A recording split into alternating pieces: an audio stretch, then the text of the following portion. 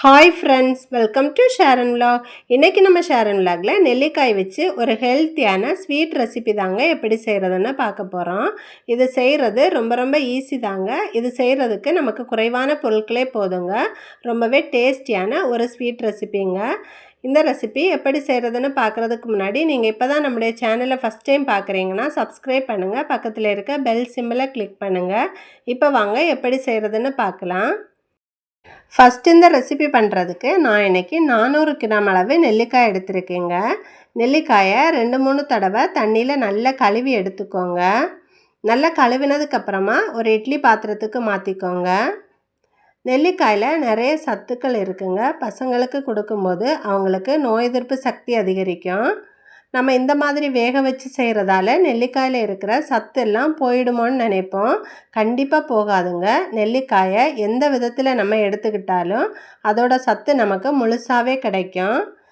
இப்போ இந்த மாதிரி ஒரு இட்லி பிளேட்டில் நெல்லிக்காயை வச்சதுக்கப்புறமா இட்லி பாத்திரத்தில் 2 டம்ளர் அளவு தண்ணி ஊற்றிட்டு இந்த நெல்லிக்காய் தட்டை நம்ம அதில் வச்சு மூடி போட்டுட்டு ஹை ஃப்ளேமில் வச்சு 10 நிமிஷம் வேக விடுங்க. 10 நிமிஷம் ஆயிடுச்சு. நெல்லிக்காய் நல்லா வெந்துடுச்சு. இப்போ இது நல்லா சூடாக இருக்கும். நம்ம ஸ்டவ்வை ஆஃப் பண்ணிவிட்டு இதை நல்லா ஆற விடலாம். ஆற விட்டதுக்கப்புறமா இந்த மாதிரி விதைகளை எல்லாம் எடுத்துட்டு இதை நம்ம தனியாக எடுத்து வச்சுக்கலாம்.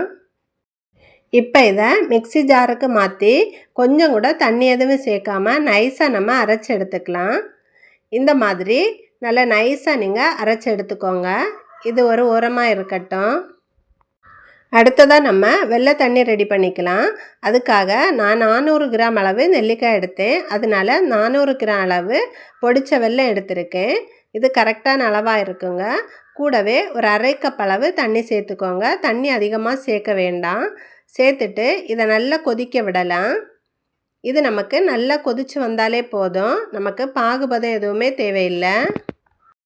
வெல்லம் எல்லாம் நல்லா கரைஞ்சி கொதி வந்ததும் நம்ம ஸ்டவ் ஆஃப் பண்ணிடலாம். எதில் நம்ம இந்த ஸ்வீட்டு செய்ய போகிறோமோ அதில் நம்ம அரைச்சி வச்சுருக்கிற பேஸ்ட்டை மாற்றிக்கலாம். கூடவே கரைச்சி வச்சுருக்கிற வெல்லத்தை வடிகட்டி இதில் சேர்த்துக்கோங்க. வெல்லத்துக்கு பாகுபதம் எதுவும் வர வேண்டிய அவசியம் இல்லைங்க. கரைஞ்சாலே போதும். இப்போ இதை நல்லா நீங்கள் மிக்ஸ் பண்ணி விடுங்க. நான் இப்போ ஸ்டவ்வை ஆஃப் பண்ணி தான் வச்சுருக்கேன், நான் பண்ணவே இல்லை. இப்போ இதை நல்லா மிக்ஸ் பண்ணதுக்கப்புறமா ஸ்டவ்வை ஆன் பண்ணிவிட்டு மிக்ஸ் பண்ணி விடலாம். இடையிடையே ஹை ஃப்ளேம் லோ ஃப்ளேம்னு மாற்றி வச்சு மிக்ஸ் பண்ணுங்க. இந்த மாதிரி கொதித்ததுமே இது நல்லா கெட்டியாக ஆரம்பிக்கும். இது வெளியில் தெறிக்கிற மாதிரி இருந்துச்சுன்னா ஒரு மூடி போட்டு லோ ஃப்ளேமில் வச்சு கூட வேக விடலாம். ஆனால் இடையிடையே கலந்து விடணுங்க, இல்லைன்னா கண்டிப்பாக அடி பிடிக்கும். இப்போ இதில் ஒரு பிஞ்சளவு உப்பு சேர்த்து நல்லா கலந்து விடுங்க. இப்போ இது கொஞ்சமாக கெட்டியாயிடுச்சுங்க. இது இன்னும் கொஞ்சம் கெட்டியாகணும். இப்போ இதில் வாசனைக்காக 1/4 டீஸ்பூன் அளவு ஏலக்காய் பவுடர் சேர்த்துக்கலாம். உங்களுக்கு இது விருப்பம் இல்லைன்னா நீங்கள் ஸ்கிப் பண்ணிக்கலாம். சேர்த்துட்டு நல்லா மிக்ஸ் பண்ணி விடுங்க. இது இன்னும் நமக்கு கொஞ்சம் கெட்டியாகணுங்க. கடாயில் ஒட்டாமல் வரணும், அது வரைக்கும் கலந்து விடணும். இப்போ இன்னுமே திக்காயிடுச்சு. இன்னும் கொஞ்சம் நேரத்தில் ரெடி ஆகிடும். இப்போ இதில் நெய் சேர்த்துக்கலாங்க.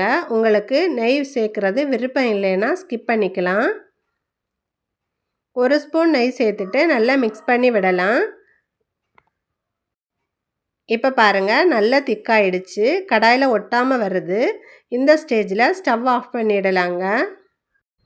இப்போ நமக்கு ரொம்ப சூப்பரான ரொம்ப டேஸ்டியான ஹெல்த்தியான நெல்லிக்காய் ஸ்வீட்டு ரெடி ஆகிடுச்சுங்க.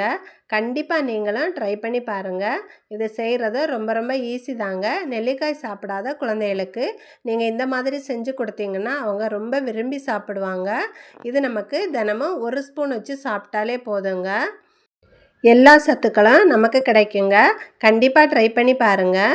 இந்த வீடியோ உங்களுக்கு பிடிச்சிருந்துச்சுன்னா இந்த வீடியோக்கு ஒரு லைக் கொடுங்க. உங்கள் ஃப்ரெண்ட்ஸுக்கு ஷேர் பண்ணுங்கள். செஞ்சு பார்த்துட்டு எப்படி இருந்துச்சுன்னு கமெண்ட் பண்ண மறக்காதீங்க. தேங்க்யூ.